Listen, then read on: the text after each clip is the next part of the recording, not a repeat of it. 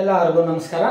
ನಾನು ನಿಮ್ಮ ಪ್ರೀತಿಯ ನವೀನ್ ಕುಮಾರ್. ಶ್ರೀ ಉರಿಮಸಣಿ ಕಮ್ಮದೇವಿ ಎಲ್ರಿಗೂ ಒಳ್ಳೇದು ಮಾಡಲಿ ಅಂತ ಹೇಳ್ತಾ ಇವತ್ತಿನ ಕೆಲವು ಪರಿಹಾರಗಳನ್ನು ಕೊಡ್ತೀನಿ. ಸೊ ಈ ಪರಿಹಾರಗಳನ್ನು ನೀವು ನಿಮ್ಮ ಮನೆಯಲ್ಲೇ ಮಾಡ್ಕೊಳ್ಬೋದು. ಇದಕ್ಕೆ ಯಾವುದೇ ಥರದ ಅಸ್ಟ್ರಾಲಜರ್ ಹತ್ರ ಆಗಿರ್ಬೋದು, ಅಥವಾ ಪೂಜಾರಿಗಳ ಹತ್ರ ಆಗಿರ್ಬೋದು, ಅಥವಾ ಯಾವುದೇ ದೇವಸ್ಥಾನಗಳಿಗೆ ಹೋಗಿರ್ಬೋದು. ನೀವು ಹೋಗಿ ಬಿಡಿ. ಸೊ ಈ ತಂತ್ರ ಬಂದು 100% ಕೆಲಸ ಮಾಡುವಂಥದ್ದು. ಸೊ ಯಾವುದಾದ್ರೂ ಮನೆಯಲ್ಲಿ ಹಣಕಾಸಿನ ಸಮಸ್ಯೆ ಆಗಿರ್ಬೋದು, ಅಥವಾ ಏನೇ ಒಂದು ಸಮಸ್ಯೆ ಆಗಿರಲಿ, ಆ ಸಮಸ್ಯೆಗೆ ಪರಿಹಾರ ಅನ್ನೋದು ಇದ್ದೇ ಇರುತ್ತೆ. ಸೊ ಅದಕ್ಕೆ ನಮ್ಮ ಕರ್ಮಗಳು, ನಮ್ಮ ದಶಾಭುಕ್ತಿಗಳು ಕೂಡ ಅದಕ್ಕೆ ಸಪೋರ್ಟಿವ್ ಆಗಿರುತ್ತೆ. ಸೊ ಅದರ ಮುಖಾಂತರ ಮಾಡಬೇಕೇ ಹೊರತು ನೀವು ನಾನೇನೋ ಒಂದು ತಂತ್ರವನ್ನು ನೀವು ಹೇಳಿದ್ದು ಮಾಡಿದೆ, ನಾಳೆ ನಮಗೆ ಫಲನೇ ಬರಲಿಲ್ಲ ಅಂತಂದರೆ ಖಂಡಿತವಾಗಿ ಬರೋದಿಲ್ಲ. ಈಗೊಂದು 4 ಪರಿಹಾರಗಳನ್ನು ಹೇಳ್ಕೊಡ್ತೀನಿ. ಸೊ ಅದನ್ನು ಮಾಡಿ.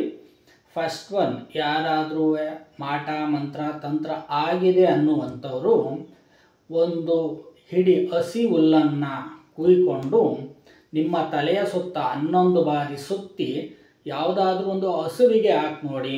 ಆ ಹಸುವಿಲ್ಲಿ ಏನಾದರೂ ಅದು ತಿಂತು ಅಂತಂದರೆ ನಿಮ್ಗೆ ಯಾವುದೇ ಥರದ ಸಮಸ್ಯೆ ಇಲ್ಲ ಅಂತಾರೆ. ಅದು ತಿಂದಲೇ ಏನಾದರೂ ತುಂಬ ಗೊಟ್ರಿಕೆ ಹಾಕೊಂಡು ಆಚೆ ಹೋಗುವಂಥದ್ದು ಮಾಡ್ತಿತ್ತು ಅಂತಂದರೆ ಖಂಡಿತವಾಗಿ ನಿಮಗೆ ಏನಾದರೂ ನೆಗೆಟಿವ್ ಆಗಿರುತ್ತೆ.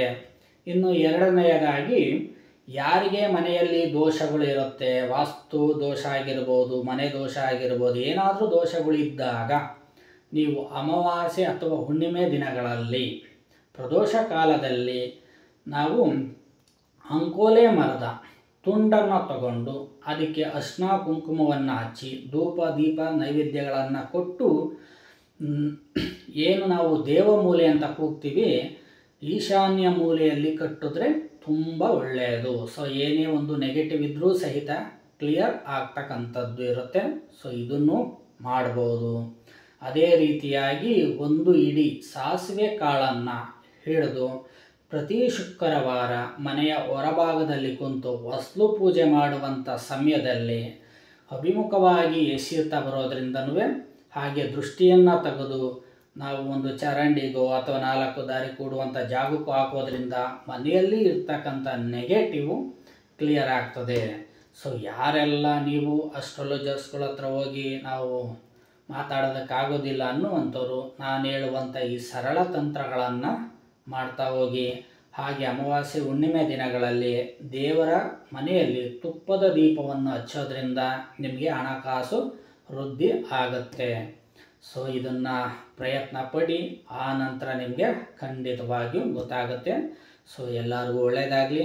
ಯಾರೆಲ್ಲ ನಮ್ಮ ಶ್ರೀ ಶಕ್ತಿ ಗುರುಕುಲ ಯೂಟ್ಯೂಬ್ ಚಾನಲ್ನ ಸಬ್ಸ್ಕ್ರೈಬರ್ ಮಾಡ್ಕೊಂಡಿಲ್ಲ, ಸಬ್ಸ್ಕ್ರೈಬರ್ ಮಾಡ್ಕೊಳ್ಳಿ. ಎಲ್ಲರಿಗೂ ಒಳ್ಳೆಯದಾಗಲಿ. ನಮಸ್ಕಾರ.